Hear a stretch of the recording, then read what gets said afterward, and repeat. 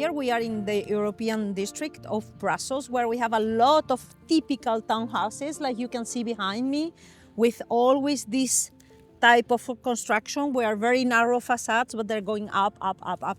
And you can admire, we have beautiful, beautiful ferronnerie, beautiful windows. It's a very nice neighborhood. Welcome to my new project in Brussels. I'm so happy to have you here. You want to come with me? The main challenge for us here was to mix the modern life, which is not anymore like it used to be. So you don't have servants, you don't have people cooking for you in the basement and things like this. So we have to introduce the modern life to this place without breaking the moldings to go through with the pipes, all the wiring, to keep really the soul of the house, but bringing the modern life. That's the big challenge. For me, emotional luxury is something that you don't see it, you feel it inside.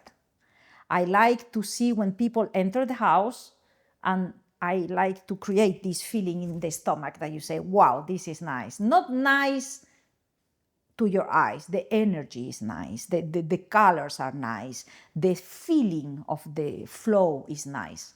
I feel like being here and having a tea. I feel like listening to music. It's peaceful. Is this mix of comfort that go far beyond what you see. There are a few things there. For me, there is a matter of responsibility that we have as designers to keep this craftsmanship. If everybody buys everything in Asia, one day we won't have carpenters anymore in Europe, you know? And also, so that is one part. The other part is myself. Before I work with somebody, I'm going to visit them. I'm going to see.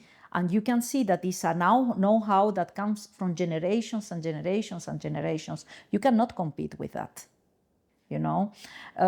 So I'm not against new things. I'm not against new companies. But we really have to contribute to these old family companies who are still in Europe doing very nice things.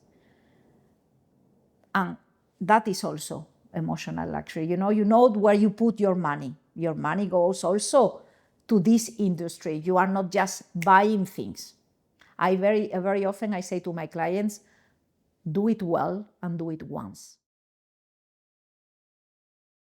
I don't have any designer background. There is no architect, no designer in the family. So this is something that I learned myself with the practice. But I am always very sensitive to the touch of things and to the colors. You know, when I go to a restaurant or to a hotel, I'm always touching and checking and since always, you know, like, yeah, I am very sensitive to that. I like things with personality. I don't like when all the projects are all white, all beige, all gray, all, you know, like, no, you need to go a little bit farther. And maybe it's the fact that I'm from south of Spain, but I get a lot of inspiration as well from traveling. I love traveling, and yeah, you get a bit from everywhere you go, but I am very attracted to some things that creates this feeling of wow, interesting. I enter the place and I want to go farther. It's not that I enter the place and I already saw everything because everything is the same.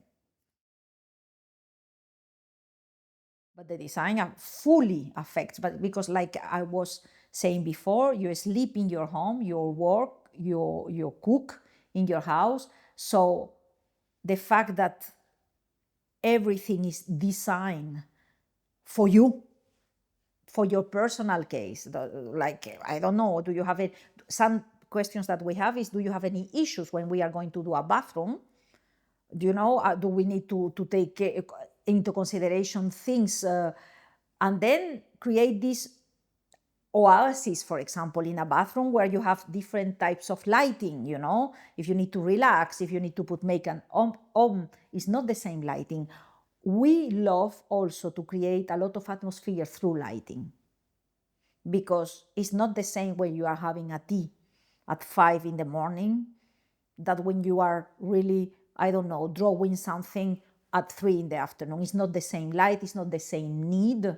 in the bedroom is the same. It's not the same thing if you are reading, it's not the same thing if you are making love, it's not the same thing if you are sleeping, etc., etc., etc. So lighting, very, very important for well-being. The materials also, do we put any material or do we take care of putting natural materials, the paintings as well? You are establishing this connection to earth, you know what I mean? Like you don't go directly to something that is completely out of everyday's life, you know what I mean? It's like, yeah. And the bed, of course, the quality of the bed is very important. In this particular case, we could add a gym for sport, a spa for relaxing. So well-being is essential in a project. It's a passion for me. Even when I'm not working, I'm still working. As I told you, when I'm traveling, I'm always looking at what I could implement in my next design.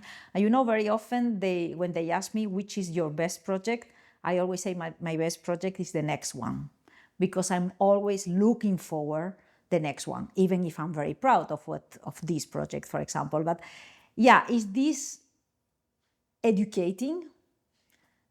Is also sort of bringing people to something that they didn't think maybe about before entering a project, you know, like, are we going to take into consideration all these things I share with you about emotional luxury, about how do we feel in the house, take the time, even to take the time, a couple, to get together and discuss about what we want for our home, you know. So I like human beings, and what I like a lot about what I do is the fact that I bring, or I try to bring, happiness to a lot of people, to my team, to myself, to my clients, to the people I work with. So, you know, that drives me really. Like I'm telling you, it's not just one, I win and I'm very happy. No, I really embark everybody in a project, and I love seeing the energy, like the last assembling day where all the team is there. We are just sweating and running, because this is something I really live for. So my team, we are 10 people. It's very, very multicultural, and we all learn from each other.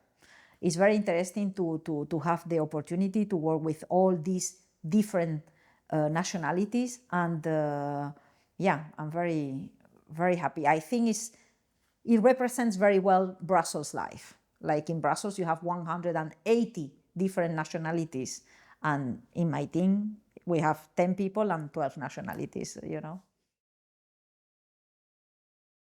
Because for me, being a woman is a strength, it's not a weakness.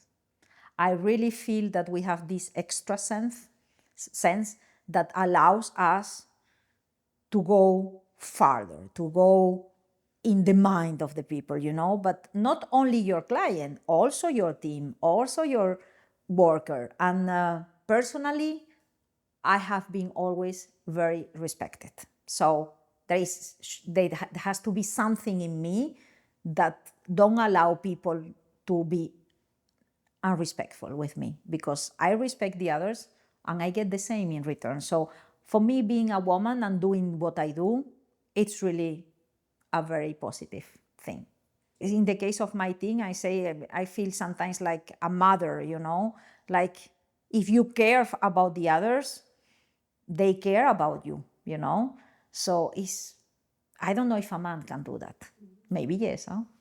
I would like so much that women get inspired about the fact that we can do whatever we want, and still with love. We don't have to be like a man to do what we love, you know.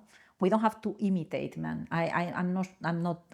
You can still be a woman and be nurturing and being emotional, and still succeed in what you do.